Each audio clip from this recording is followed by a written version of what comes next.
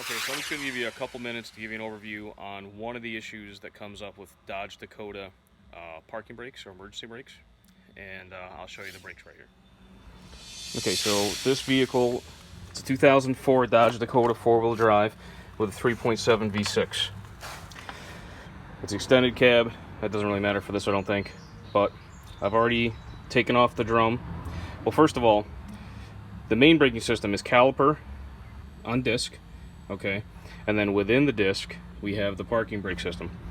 So the main problem here was the parking brake was frozen up. It wasn't clear yet if it was just the cables or if it was the actuator also, but this system right here is what actually will apply the parking brake for you.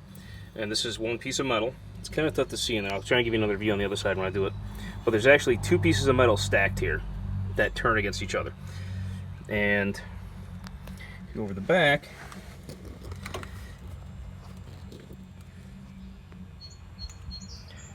this is the other piece of metal that is stacked. Okay, and that just comes through this rubber boot, just gets pushed. It gets pushed all the way through a hole in this rubber boot to then go through the back to attach to the cable. So if I pretend I'm activating that cable by pulling that arm, what you're doing here is when you pull on the cable, okay, cable's disconnected right now. That's what you're moving. You're moving that shoe. Okay? And then that's going to squeeze against the inside of the rotor hat, which is actually your parking brake drum. Okay, that's how it's supposed to work. It moves nice and smooth. I can move it by hand. That's after it's already been fixed. When I open this up, these two pieces of metal were totally seized together. I had to hit them with a hammer a couple times, start to get them to move a little bit, use some PB Blaster, some liquid wrench also to just keep working it and working it. Eventually I learned that these two pieces actually come apart. They're not actually riveted or screwed or anything. So I'll show you what that looks like. So that's how it's supposed to work. And it also gives you a view of how the springs go on for the shoes. I know that's something I always want to double and triple check before I do a drum brake project, is make sure I know exactly where the springs go on. Okay.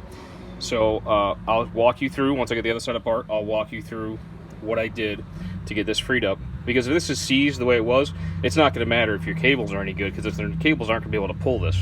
Or if it does pull it, it's going to seize on. It's going to seize where the brake is locked on. So I haven't really seen this design before, so it's a little bit unique. A lot of times your parking brake failures are just your cables rusting, which it could be in this case. Okay, so now we're on the opposite side. So this is the piece we're looking at here, right? Now, when I pull it from behind, when the shoes were still in place, I would get a little bit of movement. So basically, once you remove the shoes like I have, I got the disc/drum off, I got the springs and the shoes off, and the adjuster off. So now this piece comes right out. Okay. Like I said, there is a rubber boot that it goes through all the way in there. See it there? So right now, this does not really move by hand at all. This should move freely like the first side that I showed you. So basically what I'm going to do is take a good look at it, make sure you have it in the, you know which way it goes in and came out. And then I'm going to use pliers, hammer, whatever I can to get this to free up. You also use some fluid. Once I get them in two separate pieces, then I'll use a sanding disc, clean all this up, make it nice and smooth again, and then I'll liberally cover all these surfaces in grease. And this is the rotating pin here where these actually come apart. So once you clean this enough and work it enough, these two come apart at this pin. This pulls right off.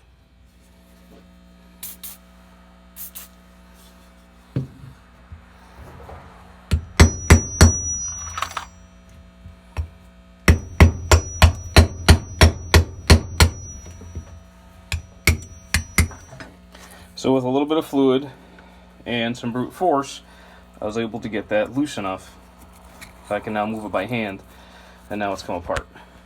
Okay, so you want to make sure you look at it closely, remember which way it just came apart, so you can put it back together the same exact orientation. Okay, so now I'm going to hit it with the sanding disc like I mentioned.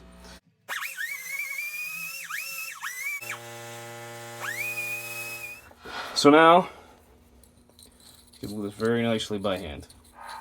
What I'm going to do is I'm going to apply grease on this surface and underneath here.